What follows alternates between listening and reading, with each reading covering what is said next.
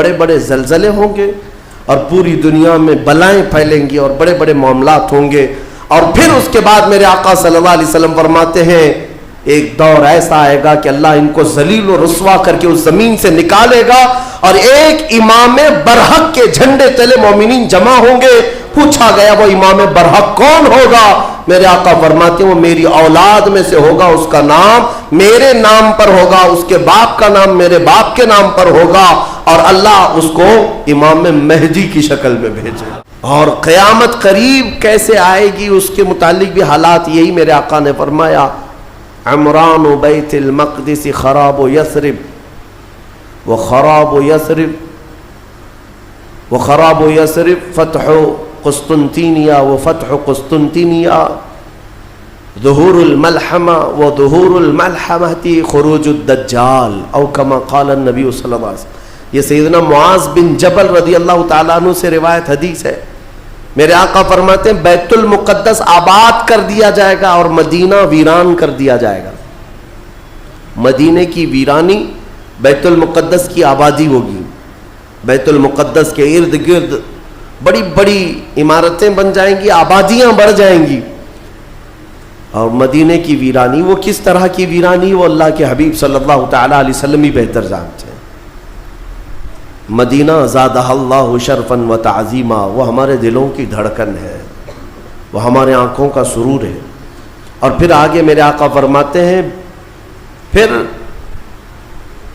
مدینے کی ویرانی قسطنطنیہ کے فتح کا سبب ہو جائے گی. قسطنطنیہ استنبول کو کہتے ہیں جو ترکی کا شہر ہے. حضور پاک صلی اللہ علیہ وسلم نے فرمایا مومنین اس کو فتح کر لیں گے. اور قسطنطنیہ کا فتح ہونا نہیں بلکہ اس سے پہلے ملحمۃ الکبریٰ ایک بہت بڑی جنگ ہوگی دنیا میں. اس سے بڑی جنگ نہ کبھی پہلے ہوئی تھی نہ بعد میں ہوگی. یہ کس کے درمیان؟ مومنین اور کفار و مشرکین کے بیچ. اس جنگ کی جگہ بھی میرے آقا نے بیان فرمائی, وہ ملک شام ہوگا, وہ دمشق کے قریب میدان میں جنگ ہوگی. تمہارے خلاف لڑنے والے 80 جھنڈوں کے نیچے آئیں گے اور ہر جھنڈے کے نیچے 12,000 کی فوج ہوگی, یعنی تقریباً 9,60,000 کی فوج صرف مومنین سے لڑنے کے لیے حاضر ہوگی ایک میدان.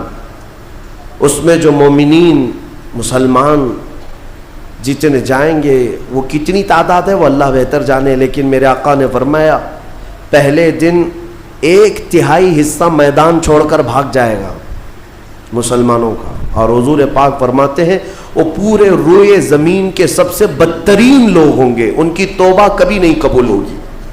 جو میدان چھوڑ کر بھاگ چکے ہوں گے ان کی توبہ کبھی نہیں قبول ہوگی. دوسرے دن 1/3 جماعت 1/3 جماعت مومنین کی شہید ہو جائے گی, سب قتل ہو جائیں گے. اور حضور فرماتے ہیں وہ روئے زمین کے سب سے اعلیٰ قسم کے شہداء ہوں گے, سب سے افضل شہداء ہوں گے. اور میرے آقا صلی اللہ علیہ وسلم فرماتے ہیں 1/3 حصہ مسلمانوں کا باقی ہوگا. اللہ رب العزت اسی ٹکڑے کو فتح عظیم عطا فرمائے گا, فتح سے ہمکنار ہوں گے. اور اس کے بعد قسطنطنیہ فتح ہوگا. قسطنطنیہ فتح ہوتے ہی دجال ظاہر ہو جائے گا, دجال کا خروج ہوگا پوری دنیا میں. لیکن یہ بڑی جو علامتیں میرے آقا نے بیان فرمائی کہ دجال کا ظاہر ہونا, اس بڑی جنگ کا ہونا, یہ قسطنطنیہ کا فتح ہونا, ان سب کی اسٹارٹنگ کہاں سے ہوگی؟ وہ بیت المقدس سے. اس لیے بیت المقدس کو سمجھنا ہمارے لیے بہت ضروری ہے. آج یہودیوں کے تسلط میں ہے بیت المقدس, ان ظالم اور غاصب یہودیوں کے پنجوں میں ہے بیت المقدس. اور یہ آج کی مارکہ آرائی نہیں ہے. بیت المقدس کے اندر یہ مارکہ آرائی جھڑپیں ایک دوسرے کے ساتھ پچھلے 4,000 سال سے چل رہی ہیں, آج کی نہیں ہے. یہ 4,000 سال پرانی تاریخ ہے بیت المقدس کی. اور بیت المقدس جو آج فلسطین کی سرزمین پر واقع ہے, جس شہر میں وہ واقع ہے اس کو یروشلم کہتے ہیں. اور یہ حضرت ابراہیم علیہ السلام کا آباد کیا ہوا ہے. سیدنا ابراہیم علیہ السلام عراق کے رہنے والے تھے. عراق کے دریائے فرات کے قریب ایک چھوٹی سی بستی تھی بابل کے قریب, وہاں سے ہجرت کر کے ابراہیم علیہ السلام فلسطین آئے اور وہاں ان کی اولاد ہوئی. ابراہیم علیہ السلام پوری دنیا میں 2 مقدس سرزمینوں کو آباد کرنے والے نبی ہیں. حضرت ابراہیم علیہ السلام سے ایک بیٹے پیدا ہوئے اسحاق علیہ السلام. اسحاق علیہ السلام کو حضرت ابراہیم علیہ السلام نے فلسطین میں آباد کر دیا, اور دوسرے بیٹے ابراہیم علیہ السلام کے سیدنا اسماعیل علیہ السلام, اور حضرت اسماعیل علیہ السلام کو مکۃ المکرمہ میں آباد کیا. ابراہیم علیہ السلام کے 2 بیٹے 2 مقدس سرزمینوں کو آباد کرنے والے ہیں, ایک مکہ کو آباد کرتے ہیں اور ایک فلسطین بیت المقدس کو آباد کرتے ہیں. اور بنی اسرائیل اسی خاندان کو کہتے ہیں. ابراہیم علیہ السلام کے نیچے جو خاندان آیا حضرت یعقوب علیہ السلام کی اولاد, اور تقریباً سارے انبیاء کرام علیہ السلام جو بنی اسرائیل کے ہیں وہ اسی فلسطین کی سرزمین میں پیدا ہوتے رہے, یا پھر ہجرت کر کے وہیں آئے. بڑے بڑے اگر نبیوں کا نام میں اگر ذکر کروں یہ سب فلسطین میں ہیں. حضرت ابراہیم علیہ السلام, حضرت اسحاق علیہ السلام, حضرت یعقوب علیہ السلام, حضرت یوسف علیہ السلام, حضرت داؤد علیہ السلام, حضرت سلیمان علیہ السلام, حضرت زکریہ علیہ السلام, حضرت موسیٰ علیہ السلام, حضرت عیسیٰ علیہ السلام, حضرت یحییٰ علیہ السلام, یہ سب کے سب وہیں بیت المقدس کے ارد گرد آباد. وقت کے جلیل القدر پیغمبر بلکہ یہ رسولان اعظام ہیں, یہ سب فلسطین کی سرزمین پر آباد رہے. اس سے آپ اندازہ کر سکتے ہیں کہ وہ زمین کتنی برکت والی ہوگی, وہ زمین کتنی متبرک ہے. اور اس زمین کی چھوٹی سی اگر میں آپ کو تاریخ بتاؤں تو ابراہیم علیہ السلام کی اولاد کے آباد ہونے کے بعد بنی اسرائیل یہ سرکش قوم ہے بنی اسرائیل. یہ ادھر ادھر بھاگ کر چلے گئے, فلسطین میں آباد نہیں رہے, برسوں بھاگے پھرتے رہے. پھر موسیٰ علیہ السلام کا جب زمانہ آیا تو اللہ تعالیٰ نے آپ کو حکم دیا, اے موسیٰ آپ اپنی قوم کو لے کر اس ارض مقدس میں جائیں. مقدس سرزمین, قرآن میں بھی اللہ نے اس کو مقدس سرزمین فرمایا. یا قوم ادخلوا الارض المقدسہ. موسیٰ علیہ السلام نے کہا ہے میری قوم چلو مقدس زمین پر جاتے ہیں, اور پیٹ پھیر کر بھاگنا مت ورنہ خسارے میں آؤ گے, نقصان میں آؤ گے. جو اس مقدس سرزمین سے پیٹ پھیر کر بھاگے گا وہ بڑے گھاٹے میں رہے گا. قرآن کا فرمان ہے. ان کی قوم جو ہے موسیٰ علیہ السلام کی, اس نے جواب کیا دیا جانتے ہیں؟ بیت المقدس کی طرف موسیٰ علیہ السلام بلا رہے تھے تو وہاں ایک دوسری قوم آباد تھی, قوم عمالقہ. وہ اونچے چوڑے لوگ تھے, بڑے ہٹے تگڑے لوگ تھے. موسیٰ علیہ السلام کی قوم گھبرا گئی اور کہا کہ ہم نہیں آئیں گے. قالوا انا لن ندخلها ابدا ما داموا فيها. جب تک یہ قوم اس زمین پر ہے ہم نہیں آئیں گے. موسیٰ علیہ السلام بلانے لگے, چلو ان سے لڑائی کریں گے, اللہ تعالیٰ فتح عطا کرے گا. تو انہوں نے کہا اذهب انت وربك فقاتلا انا هاهنا قاعدون. موسیٰ آپ اور آپ کا خدا جا کر اس قوم سے لڑے, ہم بیٹھ کر دیکھیں گے لڑائی کیسی ہوتی. ان کی قوم کا جواب یہ تھا. تو موسیٰ علیہ السلام نے اللہ رب العزت کی بارگاہ میں اپنا عذر پیش کیا تو رب تعالیٰ نے فرمایا, اللہ تعالیٰ نے اب سزا کے طور پر اس قوم کے اوپر فرماتا ہے فَإِنَّهَا مُحَرَّمَةٌ عَلَيْهِمْ 40 سَنَةً يَتِيهُونَ فِي الْأَرْضِ. اب 40 سال تک ان میں کا کوئی بندہ اس مقدس سرزمین پر داخل نہیں ہو سکے گا. اللہ نے حکم فرمایا 40 سال ان پر یہ زمین حرام کر دی گئی, وہی بنی اسرائیل پر اندر آ نہیں سکو گے اس بیت المقدس پر. اور اس کے بعد رب تعالیٰ نے فرمایا یہ بھٹکتے رہیں گے 40 سال. یتیہون فی الارض, میدان تیہ, یہ صحرائے سینا آج بھی مصر کے وادیوں میں ہے. ہم گئے دیکھیں, پہاڑیوں کا ایک سلسلہ ہے, 100 کلومیٹر دور تک چین ہے پہاڑیوں کی, پہچان نہیں پائیں گے. اگر کسی ایک پہاڑی کے بیچ میں چھوڑ دیا جائے تو زندگی پر بھٹکتا رہے. تو اس بنی اسرائیل کو ان پہاڑیوں کے بیچ میں چھوڑ دیا گیا, ان کو راستہ نہیں ملتا تھا. کب تک؟ 40 سال تک راستہ نہیں ملا, بھٹکتے رہے. وہ ان پہاڑیوں سے باہر آ ہی نہیں پاتے. ایک پہاڑ کراس کرتے سامنے سیم دوسرا پہاڑ نظر آتا, اس کو کراس کرتے تیسرا بھی سیم ویسا ہی نظر آتا. 40 سال گزر گئے بھٹکتے ہوئے. پھر موسیٰ علیہ السلام کی بھی وفات ہو گئی, ہارون علیہ السلام کی بھی وفات ہو گئی. اب یہ جتنے نافرمان تھے یہ مر گئے. ان کی جو نئی نسل آئی, چھوٹے جو بچے تھے, اب وہ جوان ہوئے تو ان کی سوچ مثبت تھی, فکر اچھی تھی. اس وقت اس بنی اسرائیل کے نبی یوشع بن نون تھے, حضرت موسیٰ علیہ السلام کے خادم بھی رہے, یہ اللہ کے نبی تھے. انہوں نے اپنی قوم کو اکٹھا کیا اور سب کے دلوں میں پھر بات ڈالی, آج سے 40 سال پہلے تمہارے باپ داداؤں پر بیت المقدس کی سرزمین حرام کر دی گئی تھی, اب چلو. تو انہوں نے کہا قوم عمالقہ اب بھی ہے, وہاں پر لڑائی ہوگی. انہوں نے کہا چلو میں تمہارے ساتھ ہوں. جب وہ نکلے بیت المقدس کے راستے پر, وہی ہٹے کٹے لوگوں سے ان کا مقابلہ ہوا, قوم عمالقہ سے. صرف دوپہر سے عصر کے درمیان وہ پوری قوم شکست کھا کر بھاگ گئی اور اللہ نے بیت المقدس بنی اسرائیل کو عطا فرمایا. اللہ کے حکم پر اگر چل کر کے دیکھا ہوتا, یہیں بیٹھ کر کے ارے وہ بڑے تگڑے لوگ ہیں, اونچے لوگ ہیں, یہ بنی اسرائیل کی عادت ہے. پھر اللہ رب العزت نے انہیں وہاں پر قرار دیا. بیت المقدس یہ یہودی کہلا ہے, یہودی ایمان والے یہودی تھے جو بیت المقدس میں آباد تھے, برسوں تک رہے. اس کے بعد پھر حضرت عیسیٰ علیہ السلام کا ظہور ہوا, آپ کی ولادت ہوئی. عیسیٰ علیہ السلام کے ساتھ ان یہودیوں نے بڑی بدتمیزیاں کی ہیں, ان کے قتل کا بھی منصوبہ بنایا, ان کی ماں پر الزام لگائے. یہودی بڑی بدماش قوم, اور انہوں نے تقریباً 10,000 نبیوں کو قتل کیا ہے, اللہ کے نبیوں کو قتل کرتے تھے.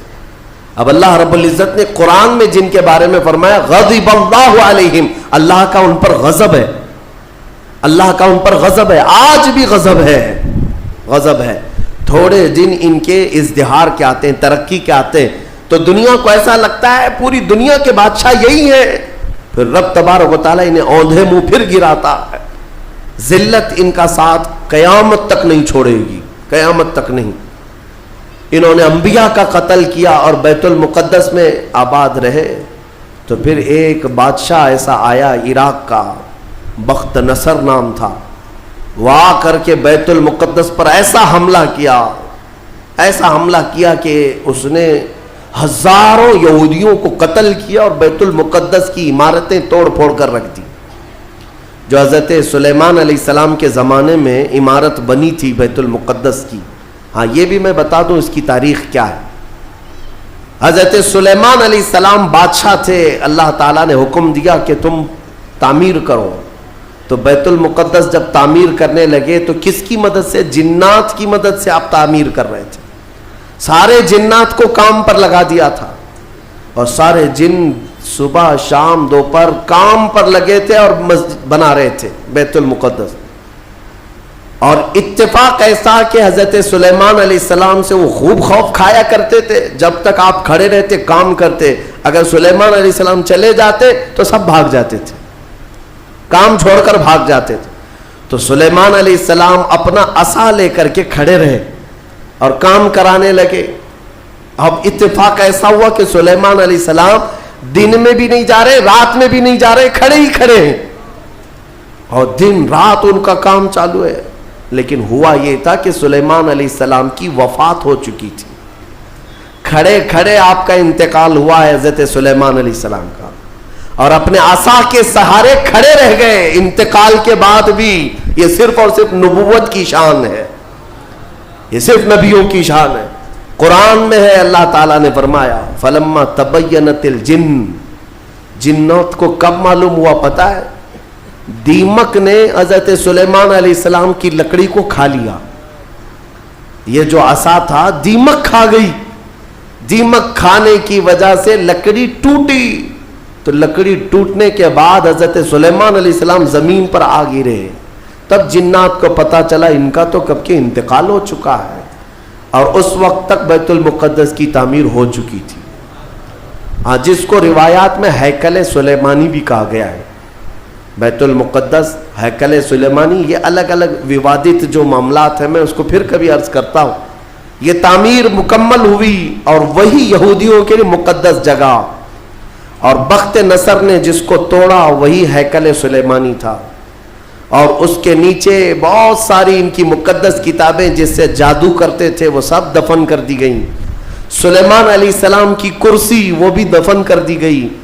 آج بھی یہ یہودی جو کھدائی کر رہے ہیں اسی کرسی کو تلاش کرنے کے لیے, اپنی باقیات وہ جادو کی کتابیں تلاش کرنے کے لیے آج بھی یہ کھدائی کر رہے ہیں بیت المقدس کے ارد گرد. اور یہ جو تھرڈ ٹیمپل کہتے ہیں, تیسرا مندر تعمیر ہونا ہے, وہ تھرڈ ٹیمپل کا مطلب یہی ہیکل سلیمانی کو انہیں بنانا ہے, بیت المقدس کو ہدم کر کے, منہدم کر کے. یہ جو مسجد اقصی ہے اس کو ختم کر کے انہیں وہاں پر تھرڈ ٹیمپل بنانا ہے, یہ ان کا خواب ہے. یہودی وہاں سے قتل ہوئے, عیسائیوں کا قبضہ آیا. عیسائی تقریباً 300 سال تک آباد رہے. پھر ایک بادشاہ آیا, ایران کا بادشاہ تھا خسرو, اس نے بدلہ لیا اور اس کے بعد یہودیوں کو پھر سے آباد کیا. پھر اس کے بعد ٹائٹس نام کا ایک عیسائی بادشاہ آیا, اس نے پھر دوبارہ بیت المقدس پہ حملہ کیا. اس نے قریب 1 لاکھ کے قریب یہودیوں کو پھر قتل کیا. یہ قتل کون کر رہا ہے؟ عیسائی یہودی, اور دہشت گرد کوئی اور ہے.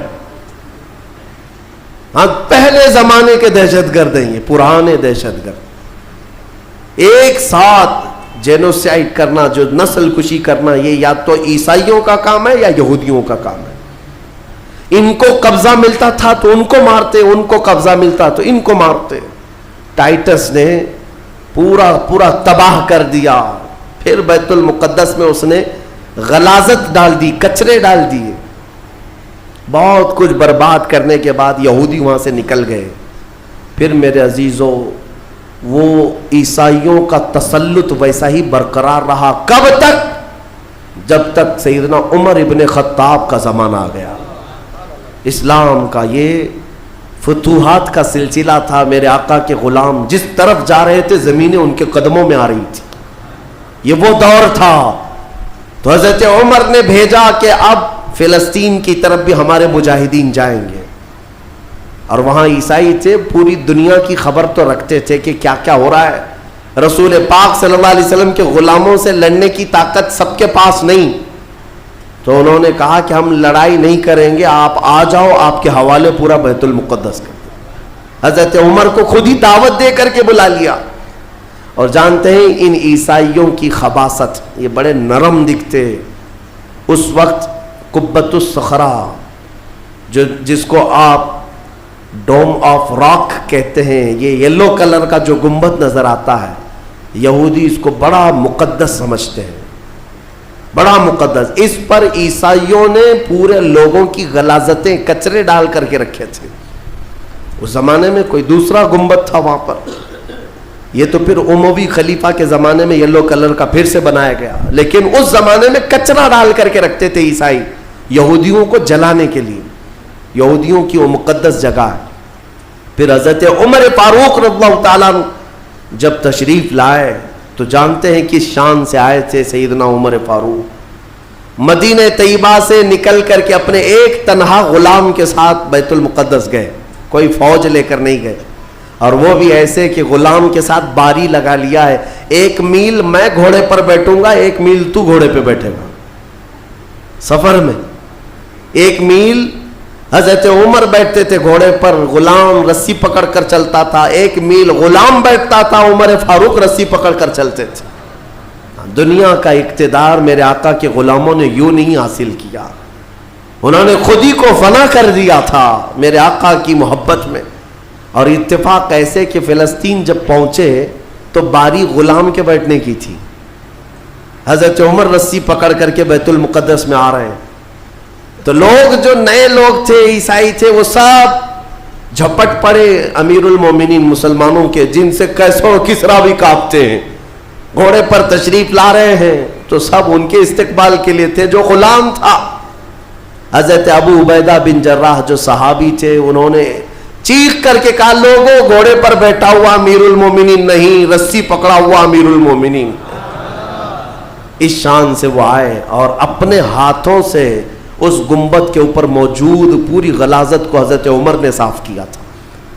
بیت المقدس کے ارد گرد جتنا کچرا تھا اپنے ہاتھوں سے صاف کیا, اور پھر وہاں پر اذان کی آواز گونجی. سیدنا عمر فاروق رضی اللہ تعالیٰ عنہ نے ظہر کی نماز وہاں پڑھائی اور عام خطبہ دیا سارے لوگوں کو جمع کر کے. کہا اب گھبرانے کی ضرورت نہیں, اس ارض مقدس میں اسلام آ چکا ہے. جو عیسائی جو یہودی خوشی سے رہنا چاہے اس پر کوئی زور زبردستی نہیں, وہ اس ارض مقدس میں اقلیتوں کے اعتبار سے رہ سکتا ہے, اسے امن و امان دیا جائے گا, کسی کی عبادت گاہ نہیں توڑی جائے گی. میرے عزیزو, یہ اسلام کا احسان ہے. آج بھی جا کر کے دیکھیں فلسطین میں حضرت عمر کی سلطنت یعنی خلافت آنے کے باوجود بھی سب سے پرانا جو چرچ ہے عیسائیوں کا وہ آج بھی فلسطین میں باقی ہے, بیت المقدس کے قریب. حضرت عمر نے منع کیا کہ ان کی عبادت گاہ کو ہاتھ نہیں لگایا جائے گا, توڑا نہیں جائے گا. سب کو امان دیا گیا ہے, سب کو امان دیا گیا ہے. اگر ایسے ہی ہمارا تسلط ہر جگہ ہو اور ہم مندروں کو توڑنے والے ہوتے تو 700 سالوں میں پتہ نہیں کیا کیا صاف کر چکے ہوتے. اسلام اس کی تعلیم دیا نہیں, تمہیں آزادی دی ہے کہ جو تمہارے ماتحت ہیں انہیں اپنی عبادت کرنے دے دیا جائے. ذمیوں کو جو اپنے دین میں قائم رہنا چاہتے ہیں انہیں چھوڑ دیا جائے گا, انہیں مارا نہیں جائے گا. حضرت عمر فاروق رضی اللہ تعالیٰ عنہ کے زمانے سے لے کر بیت المقدس مکمل اسلام کے دائرے میں رہا. یہ تقریباً 200 سال تک چلا, تقریباً 200 سال تک. پھر خلفاء جو آئے, فاطمی خلفاء, عباسی خلفاء, سلجوقی خلفاء, جو خلیفے تھے آپس میں ہی لڑ مر رہے تھے دولت کے لیے, پیسے کے لیے, علاقے کے لیے. ان کی آپسی لڑائیوں کی وجہ سے دوبارہ کمزوری آئی مسلمانوں کے درمیان, اور پھر سے صلیبی طاقتیں عیسائیوں کا پھر سے غلبہ ہو گیا. پھر سے بیت المقدس کو انہوں نے ہڑپ لیا. پھر 100 سال تک بیت المقدس پر ان کا راج چلتا رہا, 100 سال تک. پھر انہوں نے یہودیوں کو مارا اور بیت المقدس میں جتنے مسلمان تھے سب کو عیسائیوں نے قتل کیا تھا. مسلمانوں کے خون کو فلسطین میں ایسا بہایا گیا تھا کہ لوگ چلتے تھے تو ہر ایک کا پیر خون سے بھیگ جاتا تھا, سڑکوں پر خون بہتا تھا انسانوں کا. عیسائیوں نے یہ قتل عام کیا تھا. 200 سال حضرت عمر فاروق رضی اللہ تعالیٰ عنہ کے فتح کے بعد, پھر 100 سال ظلم جبر استبداد کے بعد, پھر وہ وقت آیا کہ جب مولا تعالیٰ نے صلاح الدین ایوبی کو پیدا فرمایا. اور صلاح الدین جیسا جرنیل ہم نے تاریخ میں دیکھا نہیں. وہ عاشق رسول تھا, فنا فی الرسول تھا, زندگی سب وقف کر دیا تھا بیت المقدس کے نام پر. تقریباً 18 سال تک جنگلوں, بیابانوں, ویرانوں میں بھٹکتے رہے اپنی فوج کو لے کر. کتنوں سے مقابلہ کیا, اپنوں سے بھی غیروں سے بھی, کیونکہ جماعت کے غدار منافقین سے آپ کا بڑا مقابلہ ہوا ہے. سب سے زیادہ تکلیفیں حضرت صلاح الدین ایوبی کو یہ وہ ٹکڑے ٹکڑے جو بادشاہ ہوا کرتے تھے اور خلیفے بنے ہوئے تھے ان سے تھا, کیونکہ وہ عیاش تھے, اپنے حرم کو دنیا سے آباد کیے ہوئے تھے. صلاح الدین کو قتل کرنے کے منصوبے تک بنے, 4 بار جانی حملے ہوئے, پھر بھی اللہ جسے بچانا چاہے. صلاح الدین کا وہ دن بھی آ گیا جب 12,000 کی فوج لے کر 4 لاکھ صلیبیوں سے تنہا لڑ رہا تھا. کوئی مقابلہ ہو سکتا ہے؟ سوچو ذرا تاریخ میں. یہ میں اپنی لکھی ہوئی بات نہیں کر رہا ہوں, ایک انگریز تاریخ دان ہے, اس نے خود کتاب میں لکھا ہے کہ تاریخ کا ایک عجوبہ ہم نے دیکھا ہے کہ 4 لاکھ صلیبی عیسائی ایک جگہ تھے, پورا روم یورپ سب مرایا ہے, اور مقابل میں صرف اور صرف ایک سپہ سالار صلاح الدین 12,000 کا فوج لے کر آیا. 12,000. وجہ یہ ہے میرے عزیزوں, 4 لاکھ وہ لائے ہوں گے کھانے پینے والے, لوٹنے کھسوٹنے والے, لیکن صلاح الدین کے ساتھ جو 12,000 تھے وہ جان کا ہدیہ گنبد خضرا میں پیش کرنے والے تھے. ان عاشقوں کی جماعت تھی, اور اللہ تعالیٰ نے صلاح الدین ایوبی کو فتح عطا فرمائی. پھر سے پرچم اسلام لہرایا. میرے عزیزوں, یہ तारीख थी 6ठी सदी हिजरी की, अब ये 15वीं सदी आ गई है।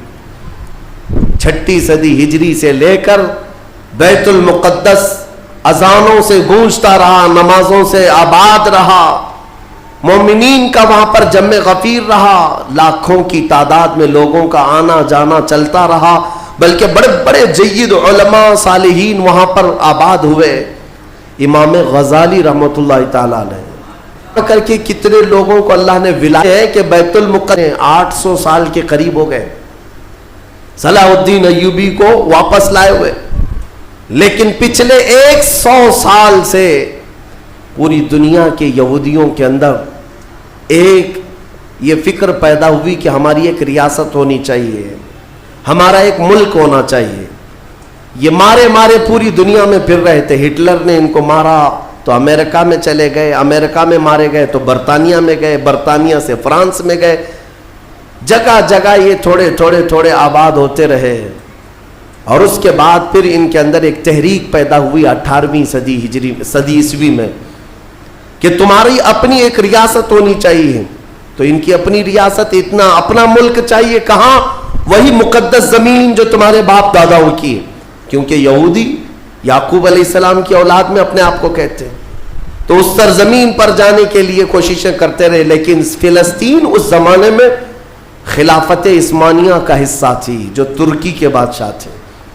तुर्की के अंडर में फिलिस्तीन आता था, तो वहां पर इनकी मजाल नहीं थी। लेकिन हुआ ये कि 1914 से 1918 के बीच में फर्स्ट वर्ल्ड वार हुई, दुनिया की सबसे बड़ी जंग, पहली जंग अजीम, जिसमें तुर्कियों ने जर्मनी का साथ दिया और हार गए बरतानिया इंग्लैंड के मुकाबले में। तो हारने की वजह से हुआ ये कि तुर्की की सारी खिलाफत खत्म हो गई, खिलाफत उस्मानिया के टुकड़े टुकड़े हो गए। 50 मुल्कों पर उनकी अकेली हुकूमत थी, सब टुकड़े हो गए। तुर्की को सब खत्म कर दिया गया, खिलाफत खत्म कर दी गई। ये 1920 में खिलाफत खत्म कर दी गई और फिर बरतानिया इंग्लैंड के तसल्लुत में, उसके कब्जे में फिलिस्तीन भी आया। ये वो जमाना था जब हमारा इंडिया भी इंग्लैंड के अंडर में था, हमारा भारत भी। बरतानिया हर मुल्क फतह करते हुए अपने अंदर लेते जा रहे थे, ये अंग्रेजों की आदत थी। तो फिलिस्तीन भी उनके अंडर में था। तो अब उन लोगों ने यहूदियों के लिए एक आम ऐलान किया, डिक्लेरेशन ऑफ बाल्फोर कहा जाता है, एक बाल्फोर एलामिया, जिसमें ऐलान किया गया कि दुनिया भर के जो भी यहूदी हैं वो हिजरत करके यहां आए, उन्हें घर दिया जाएगा। 1921 से फिर फिलिस्तीन में एक छोटी सी बस्ती में इनको बसाया गया। 4000 लोग पहले आए, 4000 लोग आए। फिर ये हिजरत का सिलसिला चलता रहा यहाँ तक कि 1947 में इनकी आबादी 36 लाख के करीब हो गई। 30-35 लाख से बढ़ करके आगे बढ़ गए। और उसके बाद फिर 1948 में इन जालिमों ने अक़वाम मुत्तहिदा यूएनए की मदद से ये ऐलान कर दिया पूरी दुनिया में कि अब ये फिलिस्तीन नहीं है, इसका आधा हिस्सा इजराइल है, यह हमारा मुल्क है।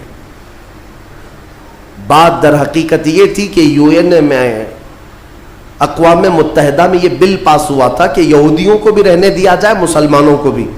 इस फिलिस्तीन के 2 टुकड़े किए जाएंगे, एक मुसलमान फिलिस्तीन बनाएंगे और एक यहूदी इजराइल बनाएंगे। आज भी ये अक़वाम मुत्तहिदा यूएनए का ये बिल आज भी मौजूद है। अक़वाम मुत्तहिदा से ये बिल पास हुआ, यहूदी तो मान गए, लेकिन पूरे अरब के मुसलमान इसके खिलाफ थे कि अरबों के बीचों बीच एक यहूदी रियासत कैसे कायम हो सकती है, ये हमारा मुकद्दस मामला है, मुकद्दस सरजमीन से हमारा ताल्लुक है। एहतजाज करते रहे, लेकिन इन यहूदियों ने माल के जरिए, औरतों के जरिए सारे अरब मुल्कों के जो बादशाह थे इन तक अपना तसल्लुत जमा लिया। कई ऐसे अरब बादशाह हैं जिनकी बीवियां यहूदी, उनके घरों तक ये पहुंच गए और उनको ऐसा न्यूट्रल कर दिया कि अब वो फिलिस्तीन के बारे में बात ना करें। हुआ ये कि इजराइल तो बन गया, लेकिन आज तक फिलिस्तीन नहीं बन सका। फिलिस्तीन का वजूद दुनिया नहीं दिखाती, गूगल में चेक करो तो नहीं बताता फिलिस्तीन कोई जगह नहीं। میرے عزیزوں ہر 10 سال پر یہ زمین کو ہڑپتے ہڑپتے ہڑپتے آج پورا وہ ارض مقدس جس کو فلسطین کہا جاتا ہے 90% یہودیوں کے قبضے میں آ گیا. اقوام متحدہ سے یہ بھی بل پاس ہوا تھا کہ آدھا آدھا کر لیا جائے، اسرائیل ایک ریاست، فلسطین ایک ریاست، لیکن بیت المقدس جو ہے مسجد اقصیٰ وہ دونوں کے انڈر میں نہیں رہے گی، یہ اقوام متحدہ کے انڈر میں، یہ خود مختار رہے، کیونکہ یہاں یہودیوں کا بھی تعلق ہے، عیسائیوں کا بھی ہے، مسلمانوں کا ہے، سب کو یہاں آنا جانے کی اجازت رہے گی، کسی کے انڈر میں نہیں رہے گا. یہ پاس ہوا تھا، لیکن آج حالات یہ ہے کہ اس بیت المقدس کی دیواروں پر، دروازوں پر یہ وحشی ظالم اسرائیلی بندوق تانے آج بھی کھڑے ہوئے. یہ جسے اندر جانے دیں وہ جائے گا. پوری دنیا اپنی آنکھوں سے دیکھ رہی ہے ان کی خیانت، ان کی غداری کو، لیکن کوئی ایک جملہ تک نہیں کہتا کہ اسرائیل دہشت گرد ہے. آپ کو میں ایک آنکڑے اگر بتاؤں تو آپ کے رونگٹے کھڑے ہو جائیں. انہوں نے فلسطین کے مسلمانوں میں سے اب تک 2.5 لاکھ صرف بچوں کو قتل کیا ہے ان اسرائیلیوں نے.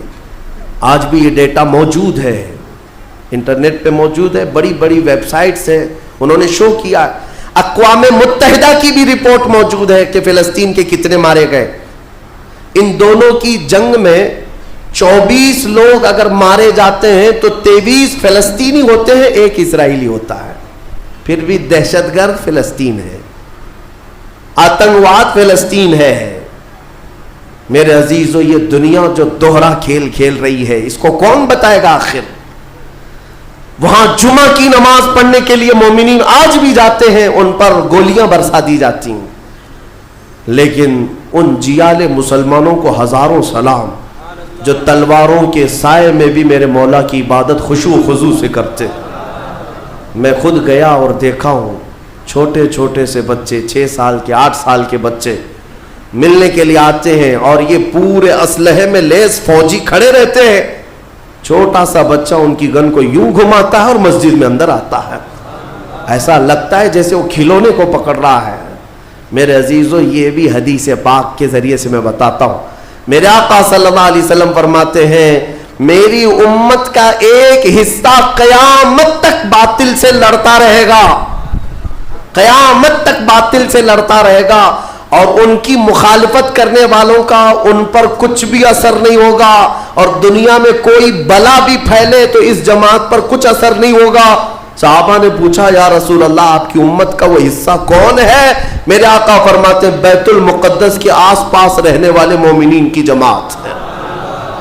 ان کی فضیلت میں میرے آقا نے فرمایا قیامت تک لڑتے رہیں گے، قیامت تک، اور ان کی خلاف کرنے والوں کا ان پر کچھ بھی اثر نہیں ہوگا. اور ہم دیکھ رہے ہیں ارے بڑی بڑی عمارتیں ایک بم سے گرا دیا، دوسرے دن ان کے آس پاس ان کی گاڑیاں بھی چل رہی ہیں، دکانیں بھی چل رہی ہیں، بازار بھی چل رہا ہے. کل رات کو فائرنگ ہوئی، 50 لوگ بیت المقدس سے اٹھا کر کے لاشیں لے گئے. دوسرے دن جا کر کے دیکھے تو عصر کے بعد عورتیں اپنے بچوں کے ساتھ روٹیاں سینڈوچ کھاتی ہوئی بیٹھی ہوئی ہیں. مطلب یہ ہے کہ نہ موت کا ان کے اندر خوف ہے، نہ ظالموں کے تسلط کا ڈر ہے.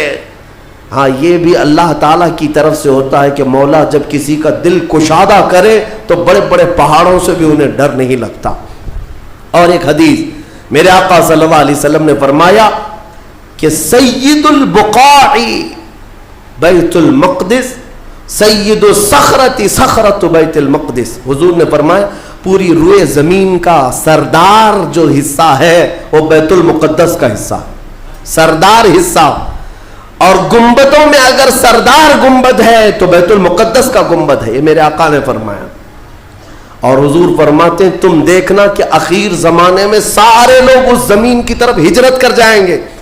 جب ایسی ہجرت کا وقت آ جائے حضور فرماتے ہیں فَلْزَمْهُمْ، تم لازم پکڑ لینا اس جماعت کے ساتھ چلے جانا، کیونکہ خیر پوری دنیا میں صرف وہی ہوگا اور کہیں نہیں ہوگا.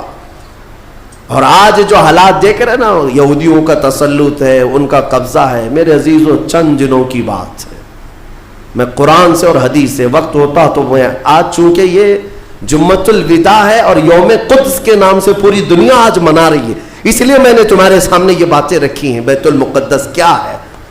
بیت المقدس کے بارے میں میرے آقا صلی اللہ علیہ وسلم نے فرمایا یہ ہمیشہ اب یہودیوں کے تسلط میں نہیں جائے گا. یہ میرا یقین ہے. دنیا ٹل سکتی ہے مگر میرے مصطفیٰ کا فرمان نہیں ٹلے گا. میرے آقا نے اگر فرمایا ہے تو وہ ہو کر رہے گا. حضور فرماتے ہیں خراسان سے ایک جماعت آئے گی. خراسان سے. خراسان یہ افغانستان اور ایران کا کچھ حصہ ہے جس کو پرانے زمانے میں خراسان کہا جاتا تھا. میرے آقا فرماتے ہیں خراسان سے کالے جھنڈے لے کر کے ایک جماعت نکلے گی اور وہ اتنی تیزی سے بڑھتی ہوئی بیت المقدس کی طرف آئے گی کہ دنیا کی کوئی حکومت اور کوئی طاقت ان کا راستہ نہیں روک سکے گی, اور وہ جھنڈے سیدھے لا کر بیت المقدس پر گاڑ دیں گے.